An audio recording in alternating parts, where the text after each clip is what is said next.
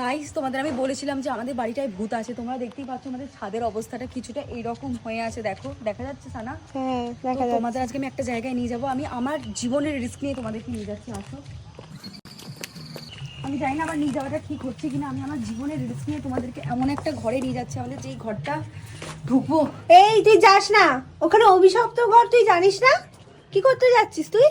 তোমাদের সবাইকে দেখাতে হবে, অনেকে জানতে চাইছে আমাদের না ওখানে অভিশপ্ত ঘর, তুই জানিস তো সেটা, তুই কেন ঢুকছিস ওর ভেতর? এই ঘরটা গাইস অভিশপ্ত ঘর, ঘরটাকে অনেক কিছু করে বন্ধ করে রাখা হয়েছে, এই ঘরটা খোলা যাবে না, বাট আমি বুঝতে পারছি না ঢুকবো কি ঢুকবো না। ঢুকিস না, অভিশপ্ত তো তুই তো জানিস। নিচ্ছি না, আমাদের সিঁড়িটা একবার দেখাই, এদিকে আসো, আমাদের সিঁড়িটা দেখো তোমরা, দেখো এটা আমাদের সিঁড়ি, দেখতে পাচ্ছো?